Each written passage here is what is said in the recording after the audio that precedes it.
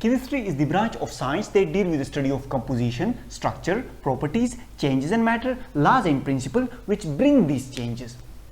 By composition, we mean the arrangement, type, ratio of atom in a molecule of chemical substance. By structure, we mean the molecular geometry and electronic structure of a particular molecule. Properties are basically the characteristics of a particular substance, such as shape, volume, color comes under physical properties, combustion, flammability, and pH value comes under chemical properties. In chemistry, we study both physical and chemical properties. Changes in matter. Gas can be converted into liquid by decreasing volume, and volume can be decreased by increasing pressure and decreasing temperature.